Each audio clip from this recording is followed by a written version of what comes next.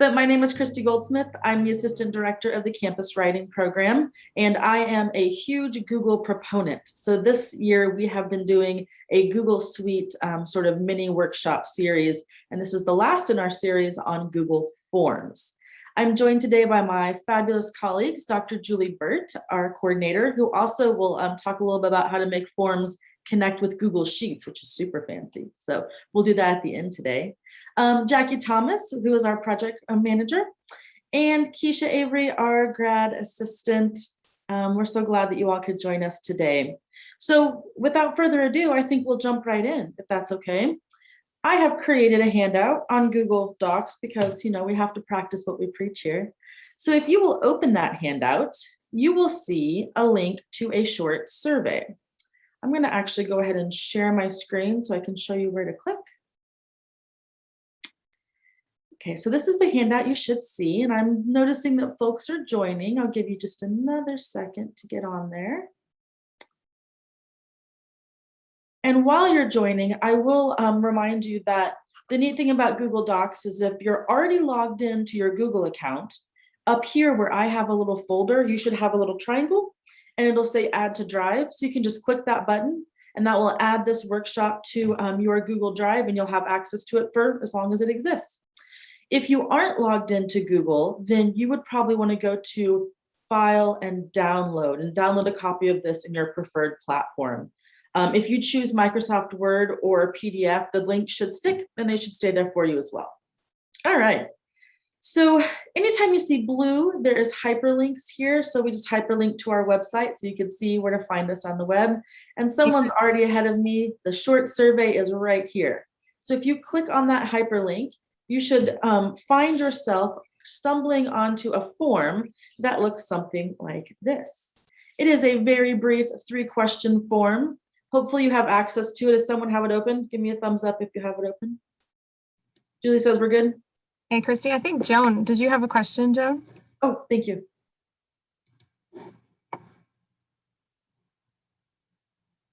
Say you're still muted, Joan. I can't hear you. Okay. Yeah, you know, I have a University of Missouri Gmail and my personal Gmail. Does it matter? You think which one we're using right now? No, that's a great point. I'm glad you brought it up. I will say at the very bottom of my handout, this link right here will tell you how to connect your university email to Google if you prefer to do that. I have not done that. I have years and years and years of Google stuff in my personal Gmail. So I'm using my personal Gmail right now. So I say choose the one that you like. It will not matter. And how does that relate to FERPA stuff when we're teaching? So I never do any grading via Google. If I do grading, I ask them to put it into Canvas, and then we're safe and good to go in that way. So as long as we don't put student grades on non-secure systems or on systems where we don't log in with our Mizzou email, we're good to go. So any other kind of course stuff is fine. It's just the grades piece. Okay, I didn't know. That's exactly right. Thank you. Mm-hmm. Great question. I actually did not know that until I learned, until we entered this Zoom world. So it was good to share that with you all. All right, so if you're logged in, you're good to go. You do not have to be logged in to take this form. So the form that you are taking from me is this pre-assessment form. There are 2 responses. One of those is me. So I'm going to wait until everyone has a chance to submit a response. If you're just entering our chat here, I've lost the Zoom tools. Oh, they're down here. Let me put it in the chat for you. Here's the handout. On the top of the handout, you will find this link to take our short survey. And these questions you'll see are very silly. This is really just so that you are able to kind of see what a form looks like on the student side. Have 5 responses. Let's see, 1, 2, 3, 4, 5, 6, 7, 8. I'm looking for, I think, 2 more.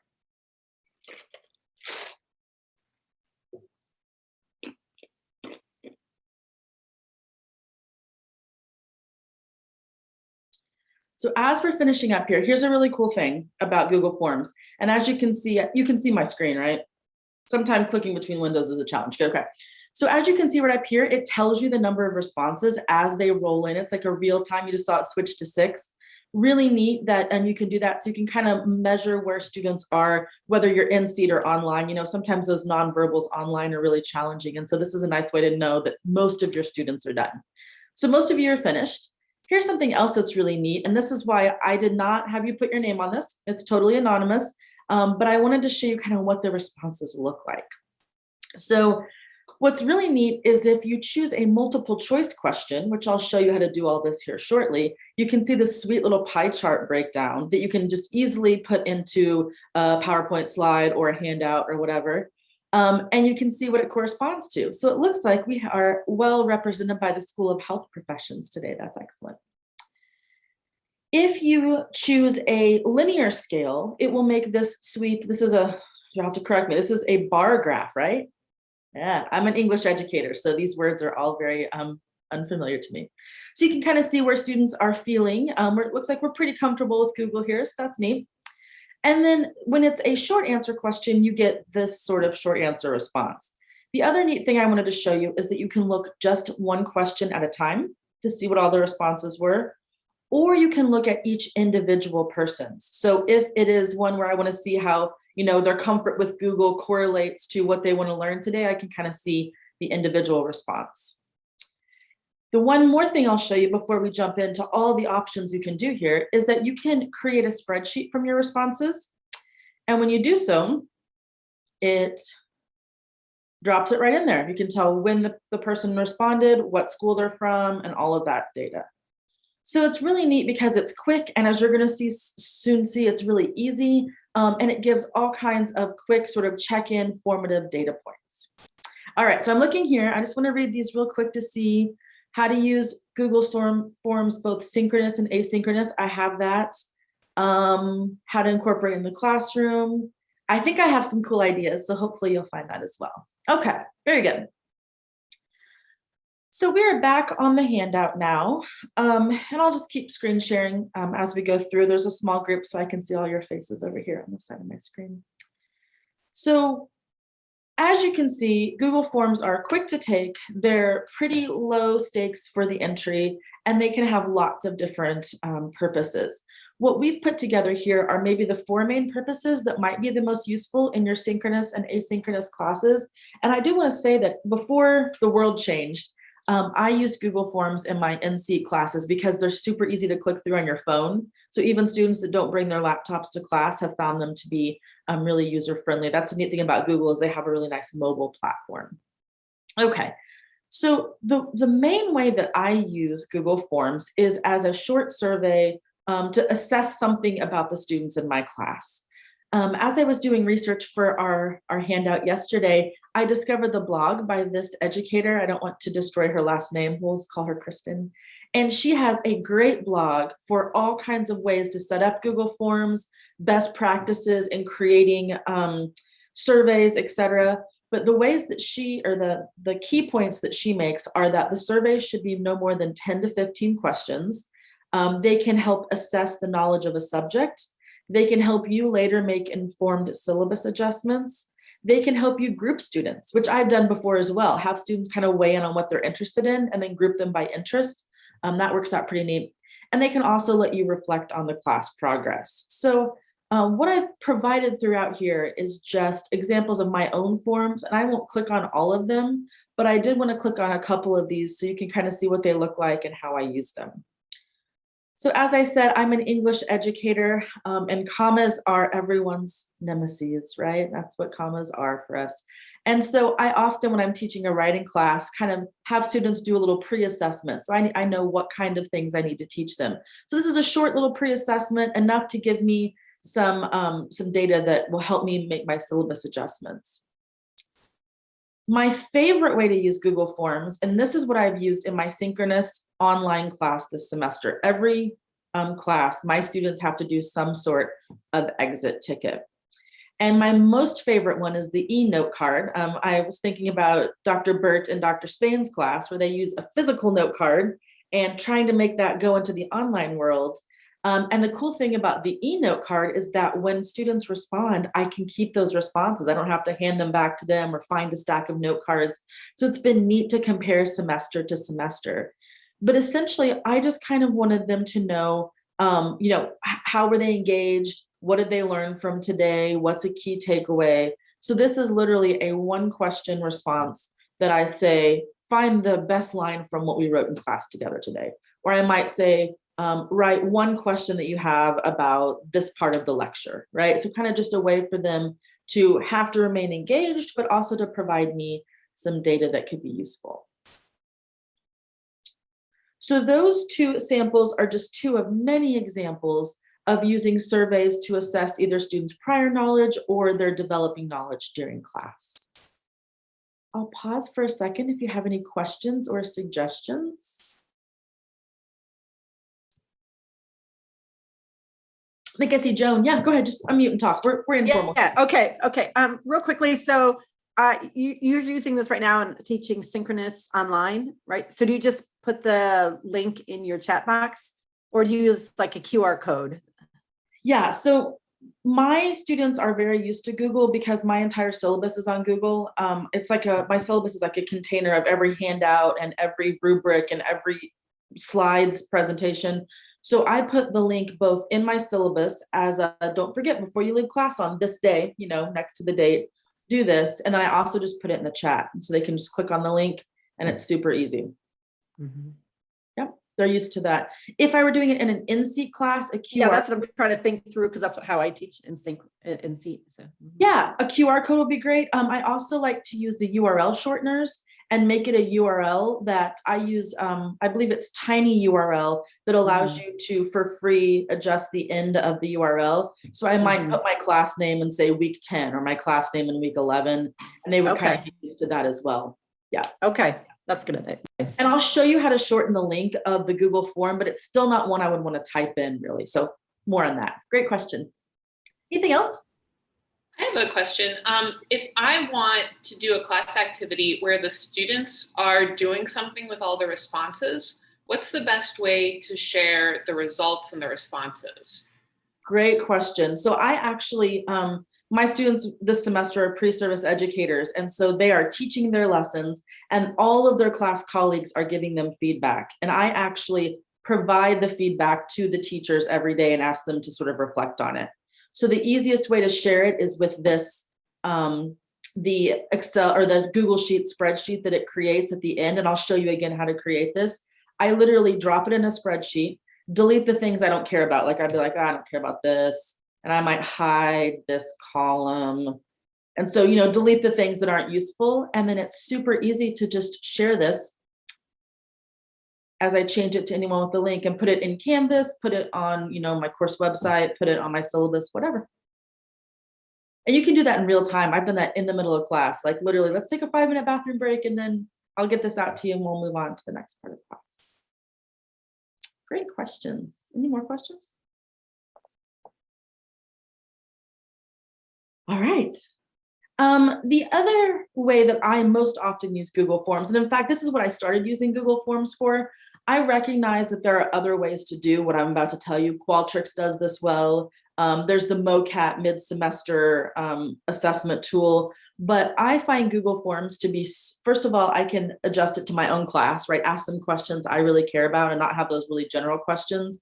But also it's so much easier for me to navigate than Qualtrics or some other format. So you could do this in any format. I just think Google Forms is low stakes. So the second way is to use low stakes surveys to both develop a good classroom environment and also monitor your classroom environment. I'm sure you've noticed, as I have, that online teaching requires lots more attention to the classroom environment because we can't have that, small talk and those ways that we develop classroom community. And so I've been doing lots of surveying. Early in the pandemic, I would ask them, how comfortable do you feel going back to the classroom? Or are you feeling Zoom exhausted? These sort of things. And so one of my favorite surveys is this mid-semester survey that I just gave my students this, 2 weeks ago, maybe. And this mid-semester survey both asked them, what have they been learning, right? What's one thing you feel really confident about? What's a thing that you'd like more instruction in? And what's something that you would really like us to either start or continue to doing or stop altogether? And that stop one is often really interesting. They might say, I hate this particular part of class for this reason. So I give this in class, I give them a space to share anything else, and it's anonymous. So a lot of them have said, I'm really overwhelmed, or I'm exhausted by Zoom, and I've been able to sort of mitigate some of those challenges. So that's how I do a mid-semester survey. It's not the official MOCAT one, but it's one that I can keep the data and use that for teaching evaluations and such. And then I also really like to provide them an opportunity to debrief a particularly important or challenging assignment. And so this is in my graduate writing class, and they had to write their first sort of peer review letters, which is really hard to do, as we all know, right? And so I wanted to know, what were they still unsure about, and what did they learn from this process, so I could plan the end of my class. So this one I had them put their name on, and this is to answer the FERPA question. I had them put their name on, and then I wrote my comments to them and gave them a grade in Canvas. So I literally kind of went through the spreadsheet, but I had my screens over here, my other window open, and graded them in Canvas, and they were all super fine with that. I don't know if any of you have taken the AQ course, the American Colleges Association of College and University Educators. I think that's right. But the AQ class is this really great way to make simple tweaks to your teaching. We're getting ready to start up another cohort for next year. So if you're interested, let me know and I'll send you that information. But this tool has been revolutionary to me. And this is what all of my surveys sort of start with, is the start, stop, and continue. What do you love? What do you wish we were doing? And what do you wish that we would stop? So there's a handout linked there if you're interested in that. All right, finally, other quick ideas for using Google Forms. Signups are super easy. I ask students to sign up to, when they want to present, and these sort of things. It even lets you put the date in there, which I'll show you here shortly. As I mentioned, I facilitate students providing feedback to each other. And I like that because it goes through me, right? They submit the form, I read it, I delete the responses that are mean or snarky so that we're not hurting feelings. And then I send that to students and have them reflect on it. So it's kind of this really authentic process of becoming a teacher that they really appreciate. And there's also ways to create applications. I have other organizations like we all do that I help manage. So I create applications through Google Forms as well. Before we go through the quick how-tos, questions, ideas, comments, anything that struck you?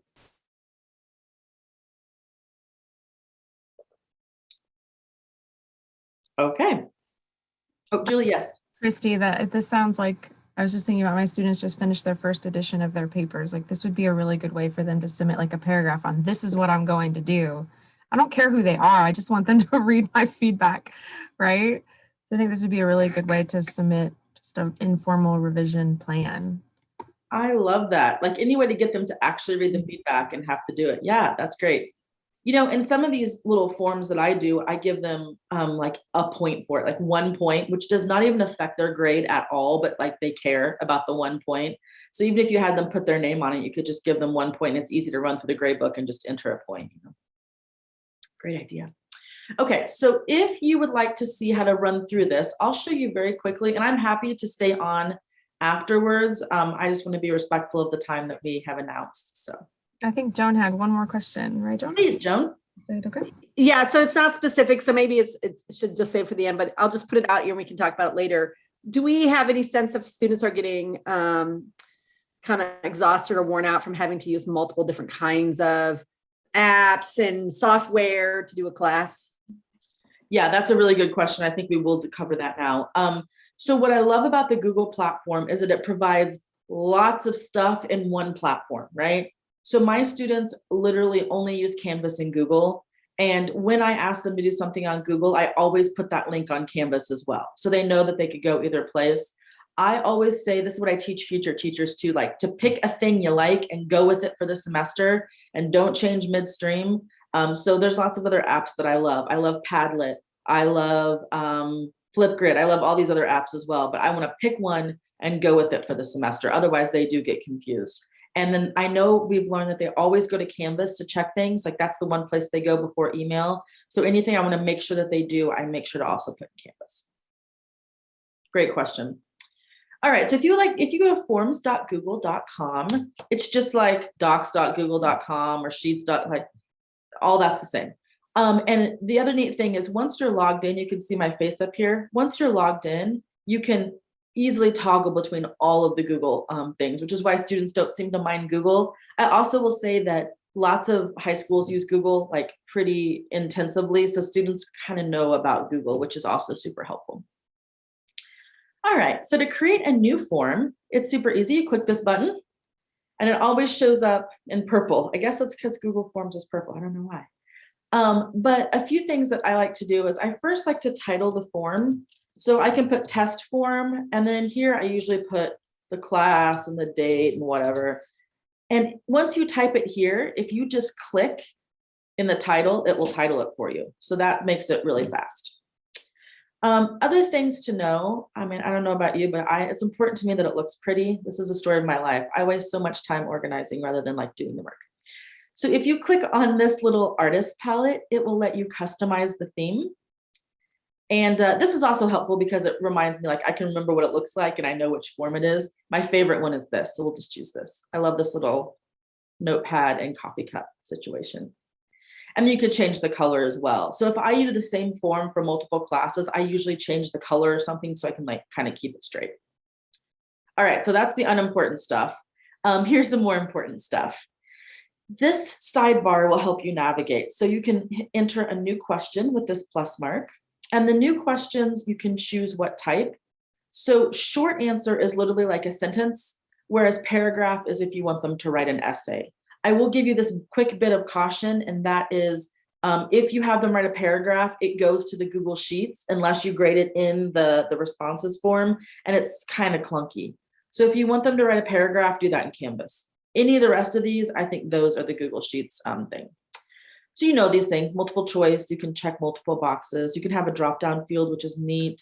This is the linear scale that I showed you that ended up in the bar graph. And then you can even make really complicated, this is beyond my skill of question writing, but you can make complicated multiple choice and checkbox grids. You can even insert dates and times in here. So this is under, whoops, this is under this question here. So you can actually write the question and then you can write the answer. And I'm just clicking, you literally just click once. You know how sometimes Qualtrics, you have to make like 83 clicks to get to something? You don't on this. So you can just click, oh, it's gonna have to answer to. If you add an other, it automatically makes them write in the other. So you can also force them to write in things like false. I like to make them tell me why it's false if I do a true false question. And so you can kind of force that too. Other things to note is this button on Google always means duplicate. So you can duplicate the question and just, you know, change whatever you want to change. Here's how to trash it. And then any question you want to make sure that they answer, you got to toggle on that required, and that will let them not flip through it. There's lots of other details. And again, I'm happy to help you personally. But the other one that's important that you might find useful is this add a section button. This is kind of like on Qualtrics, if you want to force them to go to a new page so you don't have to scroll for forever, especially on their phones, you can add a new section. A couple other things that I want Julia to talk about her interesting connection here. When you're ready to send it, you can click the send button.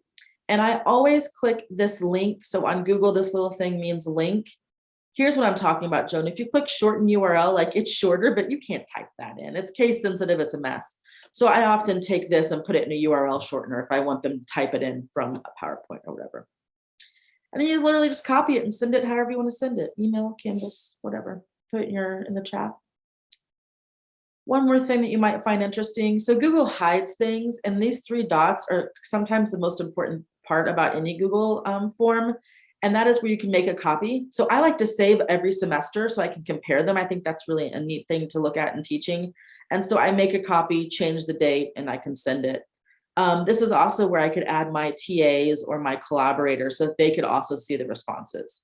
If you send the link, all people can see is this preview. So if I send the link, they'll only see this. They won't be able to see the responses. So students can't see each other's responses. You have to add them as a collaborator to do so.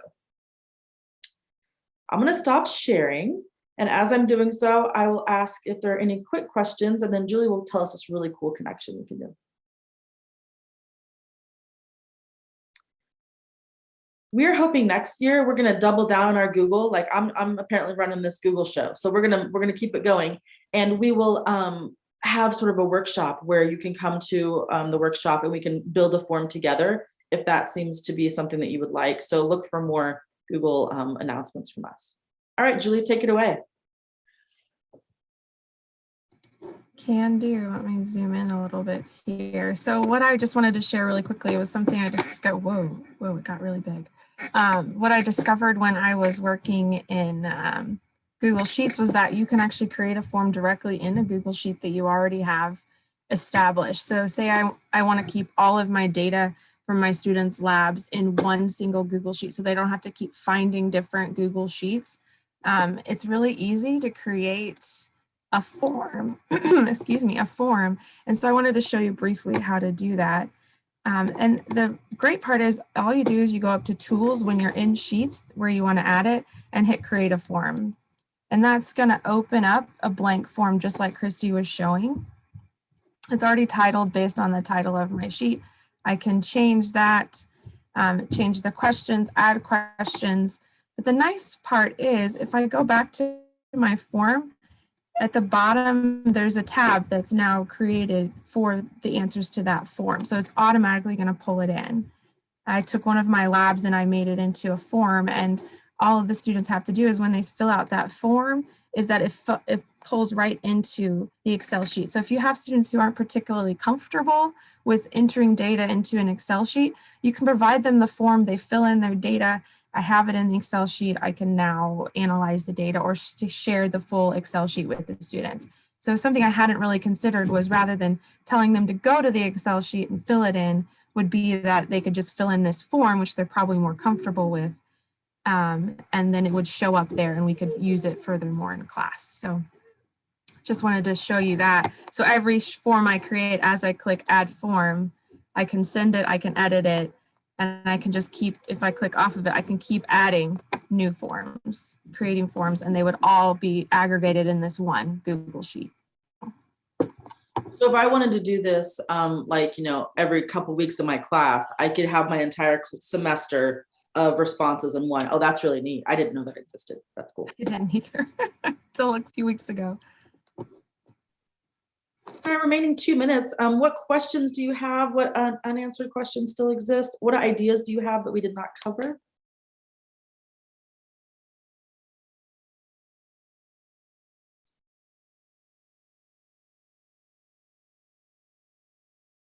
Sounds like we're all just thinking about forms. This is great.